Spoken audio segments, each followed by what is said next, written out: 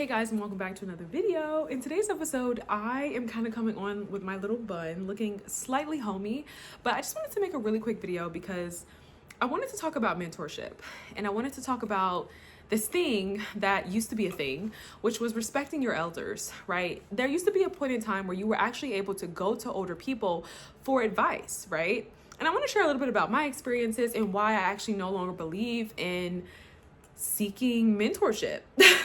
And this is going to be slightly contradictory because I am a mentor, but my mentorship stems from the premise of more so showing up for young girls and providing a sense of nurturing and providing a sense of insight just in terms of like navigating life, because we're living in a point in time now where a lot of mothers are actually pretty neglectful. It's a bit of an epidemic. We don't really talk about it a lot, but a lot of mothers are extremely neglectful. A lot of mothers are, and have, right, historically have prioritized men. We're also in a space now too where a lot of people unfortunately have to put work and things like that first. So I just believe that a lot of our young girls need a safe space. And let me just take a sip of this before we get into this video. So that's more so my premise. Starting out, I definitely have had, I question whether or not mentorship was something that was needed, because I started to see a few years ago that I actually no longer wanted to be the woman who shows up for young women as I have all the answers, listen to me. And I also kind of started to find fault within mentorship, and this is what we're going to talk about today. And I didn't really feel as though mentorship was about dictating someone else's choices, right? Sorry, this is the sparkling water. So anyway, so I was extremely conflicted in my purpose and my mission. And I was like, God, I don't really know. And I'm still prayerful about it. Like, how am I to show up? I feel like I have a little bit more context as I get older and learn and God shows things to me. But I was completely ready to just completely drop it altogether, right? Because I just really felt like I wasn't really in the business of telling people what to do. I wasn't in the business of, telling young girls how to live and how, I felt like I had seen the faults within so many women who come to young girls and they have this attitude of like, you need to stop being fast and you need to, you know what I mean? And I just didn't like that approach, but I had never seen any other approach. And I think that just comes with like learning and maturation. But I want to talk about my own personal experiences and why, for a lot of people, I grew up being told that I was hard-headed. And this isn't about being radical and me blooming and eventually becoming this very independent and like just great person. No, right? It wasn't about that, right? Because I think a lot of times we kind of reward women for having that sense of independency and that sense of personal agency. And we're like, wow, that's great, right? It's kind of like the myth of the difficult woman, right? We know that the myth of the difficult woman is that she's just a person who knows who she is and she stands on her own. You know what I mean? Like, women are called difficult when they have a sense of authenticity or whatever the case may be. But that wasn't the case. Looking back, hindsight, I can finally articulate what it was as me being a young girl that made it really difficult for me to listen to my parents at times. And this is gonna be crazy because I feel like, we're gonna have this, me becoming like, once I become a mother, I'm gonna have the same experience as well. Like, I'm gonna have the same experience, like, who knows? But anyway, seriously, I started to see faults within my parents, right? Within like the things that they would do.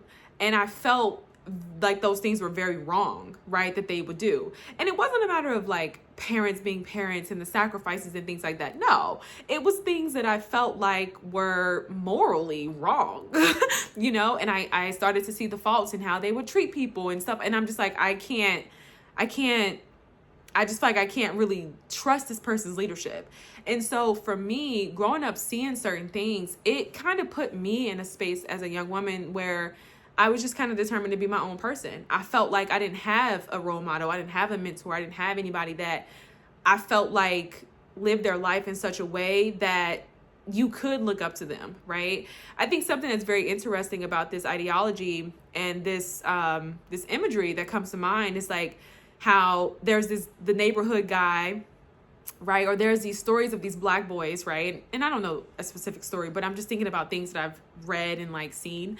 And, he's extremely, he's got a lot of faults, right?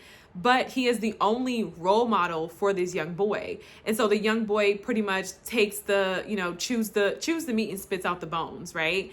And I felt like that is the lives of so many of our mentors and role models, right? That is the lives of so many older people today. And I just find it very interesting because I feel like we also live in a time where you have some older people, which I do find this to be a little bit more common in the church. Okay. But they have this thing to where they feel like they are deserving of respect and some sense, not respect, but they are deserving of some sense of authority in your life, right? Because they know more than you. And I just think it's interesting because people want these positions of authority in your life, but they don't actually live their lives in a way that would say, hey, this person should have authority in your life, and they can actually speak on these things, right? Where do we draw the line between that? That's one of the biggest faults between parents and leaderships, right? And people in leadership is that you feel entitled to respect, right? In terms of like being heard and being listened to and all these different things, but you don't actually want to live a life of accountability, right? And I think what's so crazy is because of just BS, to be honest. I don't really know why we justify this, but we then go and justify it by saying things like nobody's perfect and nobody X, Y, and Z. But it's like, yeah, but I think if you really want to be someone who has authority in somebody else's life, you should probably make sure that you are making choices to live your life in a way that would be respectable, right? In a way that would actually garner you a sense of authority and a position in people's lives where you can be of guidance, right? And it's interesting that people get offended by that, especially me, because, my whole life, I always wanted a mentor.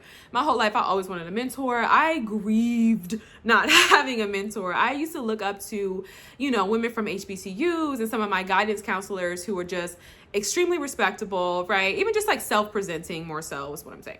Extremely respectable, graceful women. And I wanted to become them. I'm like, wow, this woman is just incredible. And that was kind of like my journey and my personal trajectory. Though I am still young and I'm growing and all these different things, I felt like that was what I set out to become, right? And I feel like it's those women who typically don't sign up to be mentors, but just their presence alone. And you know why? Because they're role models, right? Like you just living it is enough to garner you that level of authority in somebody else's life. And I just feel like the people that don't really live it feel like, well, you can learn from everybody. And that's not true. And so it's interesting when me personally, and I think this is going to be for any young woman who can relate, when you come into contact with these older people who then feel some type of way that you're setting the boundary and you're saying, hey, listen, I don't want to listen.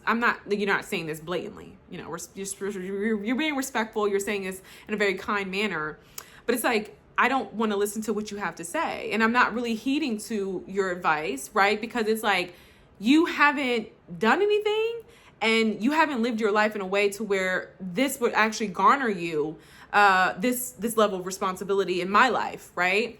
I was someone who had made a lot of mistakes, and there was a point in time in my life where I sat with myself, okay? And I was so angry because when I looked up at the mistakes that I had made, it wasn't even on my own time, right? It was because I was listening to other people. I felt like these women knew more than me. I felt like these women knew better than me. Like, I just felt like because they were older, because they were in my life, I'm like, they have lived life. They know what's up. Like, I got to listen to them. And I have found myself digging myself out of a hole several times over. I seriously cannot stress it enough. The time I've wasted, the times I've almost put myself in dangerous situations, all because I'm listening to these women, right? And when it was time for the cleanup crew, they weren't nowhere to be found. Right? These women were nowhere to be found. It was on me. So it's very interesting when I meet people like that today who feel like here's the thing. I used to believe that I was hard-headed, right? So that's what I was saying. Let me finish my sentence. I'm all over the place with this. That's because I'm excited. But so it's interesting when I meet women today who feel some type of way that I reject them coming into my life as a mentor. And it's not, and I had to question myself too, right? I'm like, okay, is this all about superficialities? No. This is a matter of, does this person have like a consistent character more so, right? Because here's the thing that I personally am believing and I'm learning about character development. Character development, it's something that we all going to go through. And I do think we're going to have experiences that are going to change us. We're going to be ever growing and ever evolving. But I actually believe that there's a point in time, and you know, philosophers and science actually say that like personalities and things like that are actually set at the age of 9. But I feel like there is a point in time where you have to understand that you are who you are. And you know what's so crazy is I think for a lot of people who can't accept the fact that they're like a liar, and they can't accept the fact that they're manipulative, and they can't accept the fact that they're like two-faced, what they do is they try to make up for things like, oh, I'm just imperfect. I'm imperfect, especially in the church, right? Like if they're coming from the space of like being a believer, it's like, oh, I'm just imperfect. Instead of accepting the fact like, no, you fundamentally have a character flaw, and that's just who you are as a person, you know? I feel like I've really struggled in some ways to really heed to what people say about me, right? And I think I want to talk about this from a very vulnerable space, okay? And when I say struggle, it's more so like the people who have critiqued me in certain ways, right? They personally lack self-awareness, right? It's really hard, and I think you should also look at this as well. People who can't really own up to any faults in their own lives, people who can't self-assess and really take authority in their own lives, you shouldn't listen to them. When they come at you, I should have got water because now I'm going to be burping and bloating this entire video. But you really shouldn't listen to them when they come to you about certain things in your own life. And I think that also goes for people who come to me with praise, right? I don't take too much of that in because I also understand that this person doesn't know me, right? I'm not always this, you know what I mean? I know that about myself, right? I know that sometimes I can be, you know, and I'm like, oh, you know, I'm not always super happy, chipper, you know what I mean? So I don't take every good thing that people say to me and I let that build on my sense of identity, right? But I also understand that a lot of times, more times than not, people who come to me and they're trying to critique me about things, it's like they don't even know me, right? And when I think about knowing someone, right, I think this is funny too, especially when you start talking about parentification, right? To really know your children, and I think this is important for any parent out there, let's just be honest, because, you know, this video needs to be about accountability, okay? But to really know your children, you actually have to continue to get to know them, right? I think a lot of people think that, okay, you had a child, you know your kid.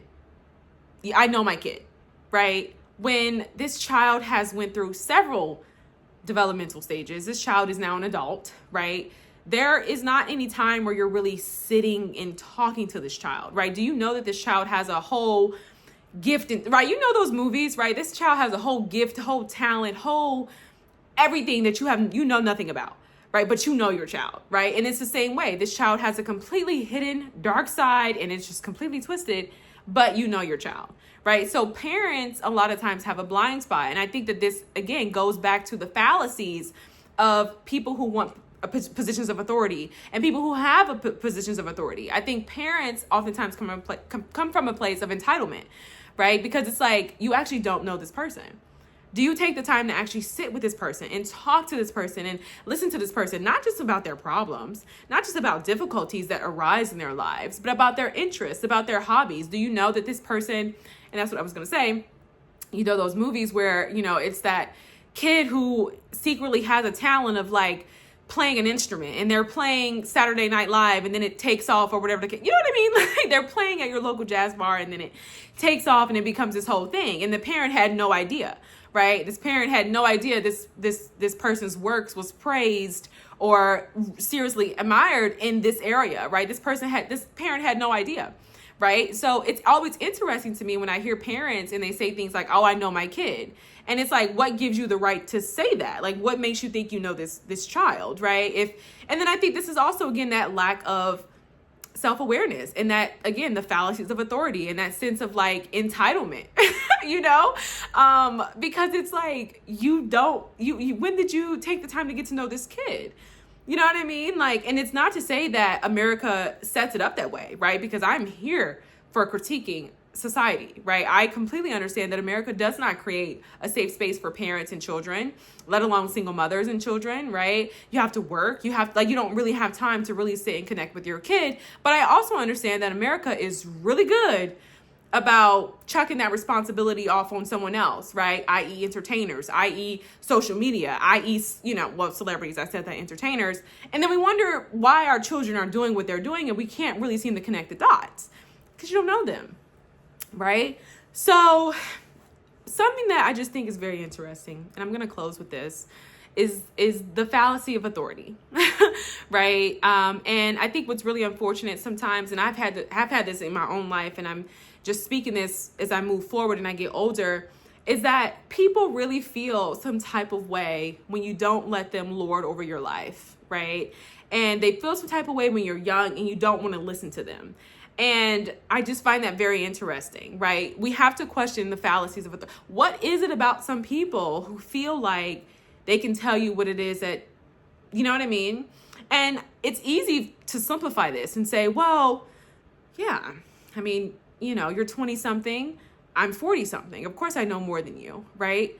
But what I've come to learn is that people live very narrow lives. A lot of people live very narrow lives. A lot of people know one specific way of thinking and being and existing and living, and that's all that they know. And a lot of times people talk out of context. People talk out of what they know, and they completely ignore the fact that there's so many other things out there. I heard Robert Greene just say this on TikTok, and I'm like, this is so true. He was talking about it in terms of stupidity, but I'm talking about it in terms of realizing the narrowness that we live when it comes to life, right? And this is also why I think in a lot of ways, I know I have struggled to build certain things, to do certain things, because I was never really able to find anything that fit into what it was that I was building and what it was that I was doing, right? I mean, specifically in terms of like a business or whatever, yeah, there's some general information out there, but in terms of like you really having a sense of individuality, you being unique, like it's really hard for anybody to kind of tell you how to live your life because I can only tell you what I did, right? And because a lot of people take the path that is the more ordinary path, it's really hard for them to also kind of relate to anything outside of that, right? And I talked about this too in terms of Christianity, in terms of religion specifically, is that religion really paints the picture of a perfect world and perfect people. And anybody who exists outside of that, they oftentimes they can't tolerate it. They don't know what to do with you, right? Because it's like, what is this, right? We know one way. And so all in all, I think one of the thing that sucks the most about being young is that you're kind of struggling to believe in yourself, but it's all there, right? Maybe your character is, personality is kind of solid, right? You're going to learn, you're going to be humbled, you're going to, all those things are going to happen in life. But for the most part, you got some pretty solid ground, right? And though your beliefs are going to change, right? You're not going to be so set in your ways, like believing certain things, but it's unfortunate because when you're young, it's like nobody believes you. And it's also incredibly difficult because you also struggle to believe you because you don't have this experience, right? If you're healthy, humble enough to know that like, I actually don't know everything. And that's scary, right? And so you doubt yourself. And a lot of times what I'm finding, and I think that this could be something that we can look into in terms of like communal failure, right? When you start talking about the lives of individuals, it's like, yeah, because there are a lot of people who are within this community who are guiding this community and who feel entitled to those positions of leadership, but they actually don't know what they're doing, right? Like you're young, so you don't believe in yourself. You doubt yourself, but at the same time, it's like you have older people who are here who are telling you that this is what it should be, and they don't respect you, right? But it's like they actually have no idea what it is, right? And it's unfortunate because as you get older, we no longer critique you, right? You're beyond the point of critique, right? That's why we're going so hard on the younger generations who are really trying to take advantage of the time in which they're living in. They're taking advantage of the things that are now being brought to the light, right? And kind of speaking in a parable here, but it's like there was a point in time where things weren't socially acceptable, and now that they are. And so we have a younger generation who's living that out, right? And you have an older generation who, so that's the thing about the younger generation I was going to say, sorry. We can critique them. It's out in the open. It's, even when it wasn't out in the open and it wasn't socially acceptable, we can still critique teen behavior. And a part of that is a bit of correction. But once you get older, there's no one here to really say, hey, listen, you should probably realize that you have a blind spot. You don't know what you're talking about. You're actually wrong about a thing, right? Now you have this, I don't want to say privilege of age, because I think that's like not the best way to say that. But now it's like you have this, I don't know. It's like you have the gift of age, and a lot of times that's associated with wisdom, and it's just not true. It's just not true. I think about this all the time when I think about a young, older woman who comes online and she, is really condemning, and her work really centers on preparing young women to be wives and to be respectable women. But it's really for like marriage, right? It's not just to live your life and be a respectable woman or anything like that. It's about being a wife and being married, and this is how you should carry yourself, and this is how you should be. But it leaves out all different type of sorts of context. And I think women specifically have to be so careful coming into these communities, because it's very ignorant, right? Because there's a lot of things like SA, right, that actually come into play when you start talking about things like overt promiscuity, and how that shows up in young women. And I think a lot of times it just isn't so simple as black and white. And it's crazy because I knew that as a young girl. And I only knew that because I had a friend who was like that. And I used to judge her. But then I understood like what she went through. And we were like, in our teenage years. And I no longer judged her. I no longer judged her for that. And you get older as a woman, you make your own decisions. And it's like, okay, you know what I mean? Women are not washboards. Women have emotions and they have desires and they're humans, and they, so the curiosity is there, right? For every Homo sapien. But these women, they have a blind spot, right? And they come on and they talk about how they've been married for X amount of years and they know more than you.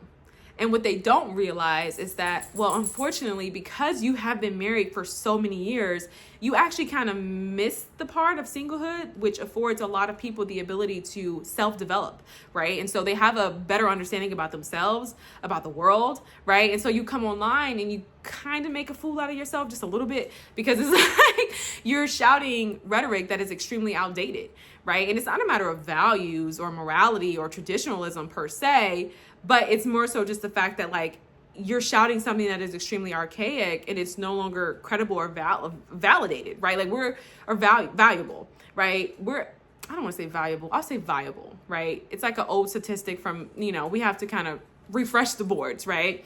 We're living in a time now where abuse towards women and violence towards women is actually a lot more common. And it's always kind of been there. But again, 1994, we just, that was the first time where domestic violence was actually seen as a legal crime, right? A legal crime. So here we are, and these women are pushing this rhetoric when we no longer live in such simpler times, right? People have the internet, people have the ability to learn all kinds of really dark and twisted things, right? It's no longer a matter of like black and white. And a lot of these women and these content creators come on and it's a space from black and white. And a lot of people who are older who, have lived a life of it's black and white. And I think you can even talk about it from, contrasting, comparatively, right? People who live life and they're more like nomadic and they're very free spirited or whatever the case may be. And it's like, yeah, right. They may be able to come on and they can give you some type of advice and it's like very liberating, et cetera, et cetera. But at the same time, I wouldn't say it's a blind spot, but you have to know yourself and you have to know, well, I can't really listen to this person who's like extremely nomadic and they're very liberated because this person lives a life that doesn't really have my personal sense of value, which is stability, right? And you also have to take into consideration, some people are living this way for factors outside of their control. Whether that's pain, whether that's abuse, whether that's monetary reasons. You know what I mean? Like, so it's like, you just learn that as you get older, as much as people want to give you advice, they can't. They can't, right? And I don't know if it's always been I don't know if it's always been an expectation to chew the meat and spit out the bones, right? I think some people, again, especially in religious communities, really feel as though ageism, provides them with a sense of wisdom that it oftentimes doesn't for a lot of people. I would actually say that that's more on average. That's more on average, right? And you have a lot of people who have adopted, beliefs and things like that about the world that are so archaic, and they haven't really tapped into modern society to say, okay, what are the things that have changed about the world, right? It's like, yeah, I still read paperbacks, but I'm aware that there's a Kindle. You know what I mean? I'm aware that, you know what I mean? I'm not still waiting for my newspaper, right? I'm going online. I have a magazine subscription. Like, you know what I mean? Like, I'm not. So I just feel like there are a lot of people who don't update their brains. I guess is a better way to say it. I don't know what a better way to say that. But there's a lot of people who don't really update their brains, So it's like, how can you really give advice when you need to hit refresh? Because a lot of what you have is things that you need to unlearn, right? And then I also think too, something that I've learned about being younger, and I said I was going to end a minute ago, but I'm going to wrap up. But something I would definitely give young people is understand that you can have boundaries. You can have boundaries. You don't have to share all of your business with people who feel like they're entitled to that because they're older than you, or feel as though they're entitled to that because maybe they knew you at one point, but they don't know you anymore. Right? Like, it's okay, and it's okay to make your own decisions, and you should make your own decisions anyway. Let this be an encouragement, because I've done what they told me to do. And when I did it, it was just me there to clean up the mess, right? At the end of the day, it was me. It wasn't them. And boldly enough, right, they were not there, right? So part of becoming an adult, I'll end with this. Part of becoming an adult is making your own decisions, right? And whatever that looks like for you, make your decisions based on how you make your decisions, right? I personally kind of have a method. I like to collect as much information about a thing as I can. It's not procrastination. That's just how I do things. Okay. But, make your own decisions, because at the end of the day, you're the only person who's going to live with those decisions.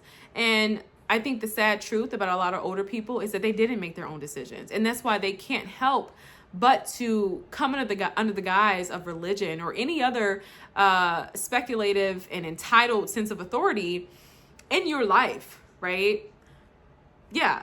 Because they need some sense of agency, because they don't have any. They didn't have that. They don't have it. They didn't have it. They don't have it. And it gives them a sense of authority in their own lives, right? I truly believe that people who want to control other people just don't have control in their own lives. They really don't, and a lot of people are out here making a lot of decisions based on things they really don't want to do, and I think, because to be different is like, it sounds good in theory and it's cute on a t-shirt, but it's incredibly difficult.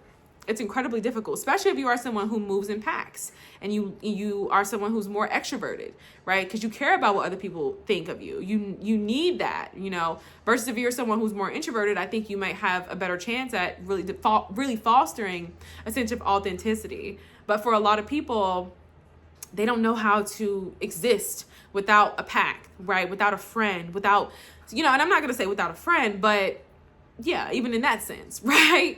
And I think that those people are some of the most untrustworthy, quite frankly, because, and not because they're conniving or malicious, but because they don't really have a true sense of self, right? There is no personal autonomy, right? There is no true sense of like self-awareness, right, about this person. So you can't possibly really take anything that they say seriously, because it's going to change when they get around another person.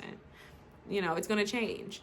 And when I think about myself in conversations like this, and people really hearing me out when I try to advocate for myself as a young woman who's really becoming a grown woman, nobody's willing to sit and listen to me, and quite frankly, the language I'm speaking we're not speaking the same language, right? People like to discredit young people. And I've had this in my own life. People like to discredit me because it's like, oh, that's just something you read.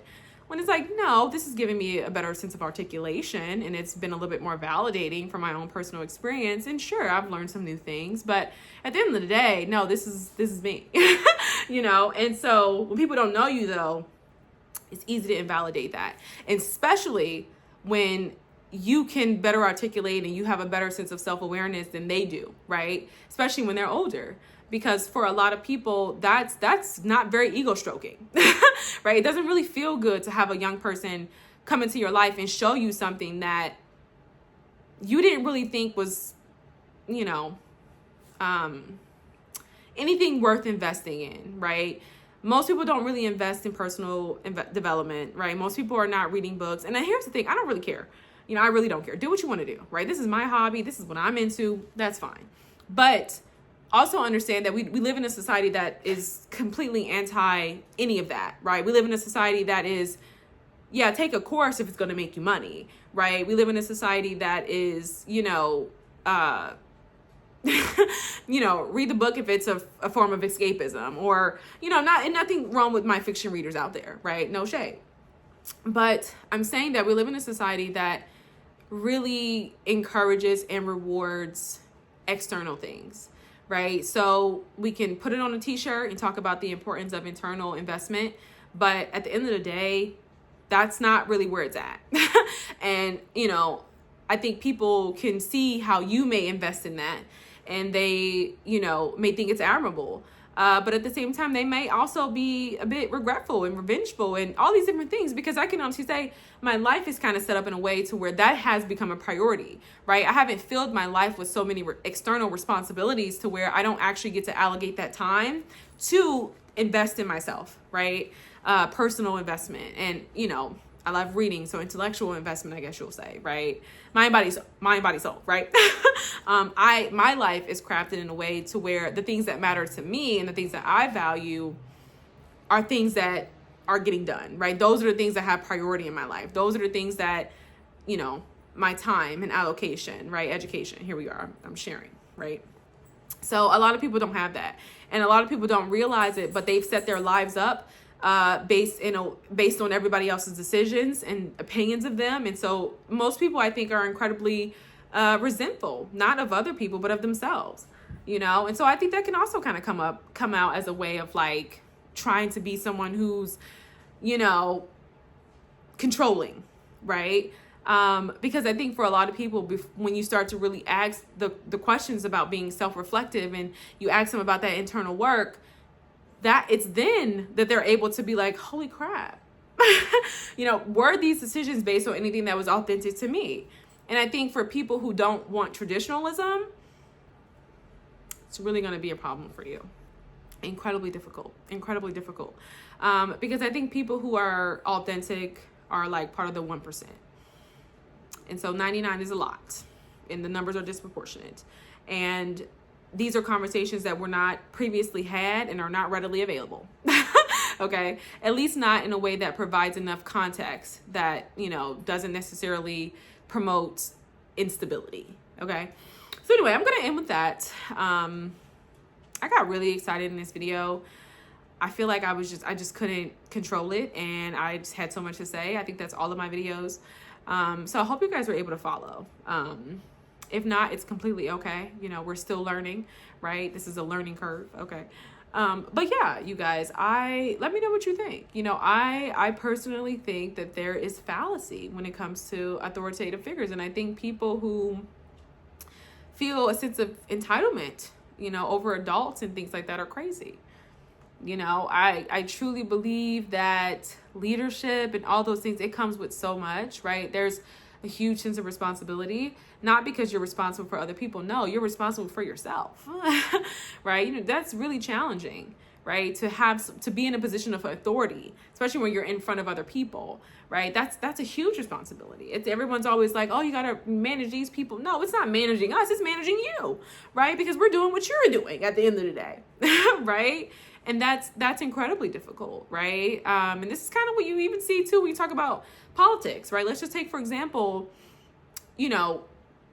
our presidents, right? If the president is kind, if the president is X, Y, and Z, on average, that can foster kindness a little bit more than average, right? if it's, racism, if it's all these different very discriminatory things, then people are going to feel very comfortable being blatantly racist and blatantly discriminatory, right? So it's like that's the cause and effect of leadership. And for a lot of parents and community leaders in every facet of society, every industry, it's like, yeah, you may get that and you may feel entitled to that, but it's like, if you didn't live your life that way, yeah.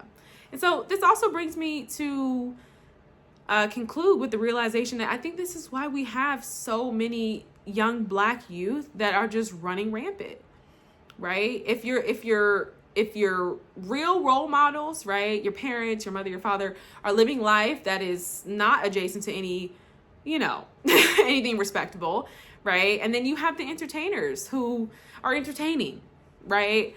Then where does that leave you? How can you listen to authority, right? When to really see, role modeling done correctly, and to really see, authority and leadership modeled correctly, it takes time, and it has to be something that is done consistently. And I think we are becoming more and more inconsistent because of the things that we have access to. So yeah, and that's the fallacy of authority.